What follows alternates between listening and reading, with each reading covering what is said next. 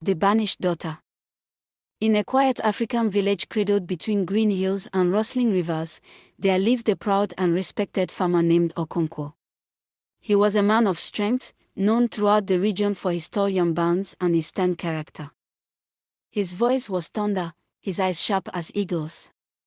The elders said he carried the spirit of his ancestors with pride.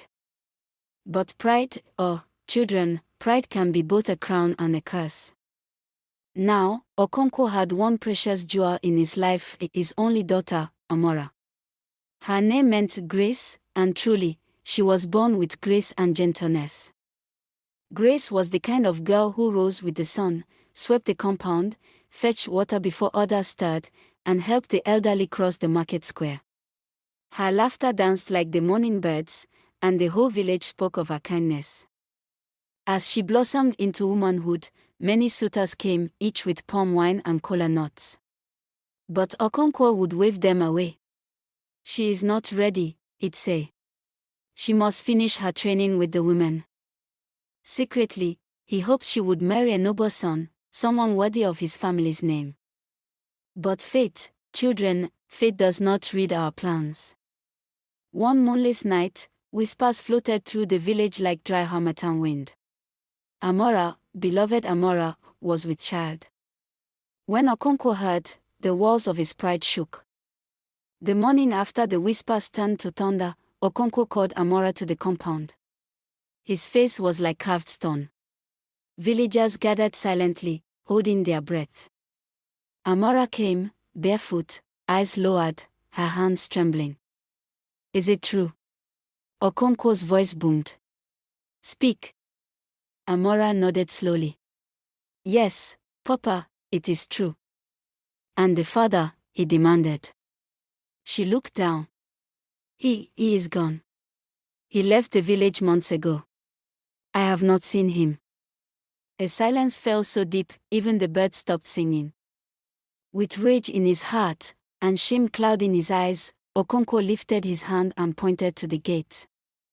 "You are no longer my daughter," he said. "Go." Tears streamed down Amara's face. She dropped to her knees. "Papa, please, don't do this." But he turned his back.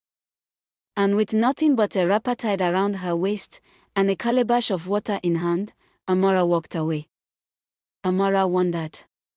She walked through forests thick with buzzing flies and rivers deep and cold. She slept beneath trees, wrapped herself in banana leaves, and prayed each night for strength. In the village of Umwiro, a kind widow named Momangechi took her in. The old woman saw past Amara's shame. She gave her food, a mat, and work. There, Amara learned to weave baskets, to dry herbs, to sing lullabies. When the time came, Amara gave birth to a baby boy, strong, beautiful, with bright, wise eyes. She named him Yugo, God is merciful. Amara poured her soul into raising her son. She worked at dawn, sang songs at dusk, and whispered stories of their ancestors under the moonlight. People in Umwero began to speak her name with respect. "That girl from Nokidi village. She is not just strong, she is gold." Meanwhile, back in Nokidi, Okonkwo's young bands began to rot. His footsteps slowed. The village that once praised him began to forget. His compound was silent. His heart heavier than stone. One day, a traveler arrived from Umwiro, bringing palm oil and kola nuts to trade. He told the tale of a young mother, bold, wise, and full of grace. "She runs the herbal shop by the big market tree," the man said. "She feeds the poor, teaches the children songs. Her name is Amara." Okonkwo's hands trembled. He knew. During the Great New Yam Festival, Okonkwo, now gray-haired and frail, made a journey. He traveled through rain and sun, carrying only a walking stick and regret. In Umwiro, drums beat and children danced. And there, beneath the sacred tree, stood Amara, now a woman, tall, proud, gentle-eyed. Beside her, a young boy helped the elders carry yam baskets. Okonkwo watched from afar. When all was quiet, he stepped forward. Amara turned. For a moment, she did not move. Then, slowly, she walked to him. He dropped to his knees. "I was wrong," he whispered. "I let my shame speak louder than my love." Ojeki looked at her son, then at her father. "Papa," she said, "I forgave you the day I left. Because even in pain, I knew you were still my father." They embraced, father, daughter, and grandson, under the same sun that once saw them break. That night, the elders lit a great fire. Amara told her story to the children seated around her. Hugo played the drum. Okonkwo sat nearby, quietly listening, tears drying on his cheeks. And from that day on, no one in Umwiro or Nukidi ever called her a girl of shame again.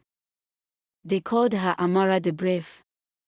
Moral of the story: pride may push away what the heart loves most.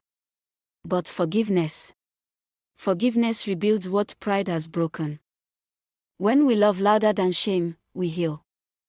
And remember, children, a daughter banished may return a queen.